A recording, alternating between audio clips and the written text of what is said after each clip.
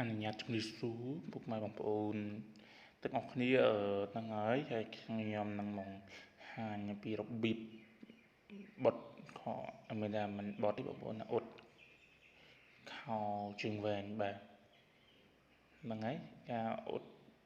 ខោជើងវែងវាមិនមែនជាស្រួលហើយក៏មិនមែនជាថាលំបាកពេកទេហើយកាលណាយើងរស់ស៊ីបែប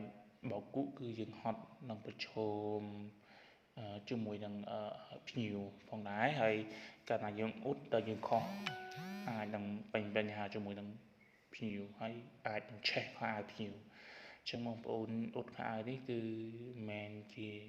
ការងារមួយស្រួលទេបងប្អូនណាហើយគាត់និយាយបានរលុយមួយស្រួលប្រចាំថ្ងៃដែរជួនកាលខ្លះអាចរកមួយថ្ងៃបានទៅដល់20,000ដែរណា20,000អីចឹងដែរបើសិនជាកន្លែងខ្លះលោតមិនចេះតិចទេលោតច្រើនណាស់ហើយកន្លែងខ្លះហ្នឹងវាហ្នឹងហើយបាន20,000យើងគិតថាច្រើនគួរសមហើយបងប្អូនណាចឹងជាទូទៅណាបងប្អូនណាចឹង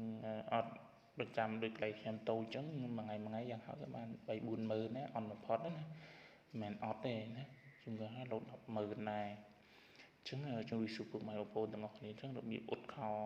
ជើងវែងទាំងប្រឈមច្រើនយើងអ៊ុតពីណាពីណីដូចក្នុងរូបភាពបងប្អូនបង្ហាញចឹងណាមិនមែនការងារថោកទាបអីទេបងប្អូនហើយការងាររបស់គូនេះក៏ទៅទាមទារបច្ចេកទេសដែរ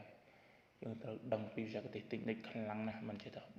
បើយើងអ៊ុតខោអាវបោកខោអាវនៅខ្លួនឯងអត់អីទេបើមិនយើងបោកខោអាវលក្ខណៈបោកខោអាវរស់ស៊ីបែបឲ្យភ្ញៀវអីចឹងគឺយើងត្រូវប្រឈមត្រូវមានតិចនិចនៅការបច្ចេកទេសនៅការអ៊ុតផងដែរទាំងការអ៊ុតទាំងការបត់ទាំងអីទាំងអស់គ្នាណាដឹងហើយបងប្អូនមើលទាំងអស់គ្នា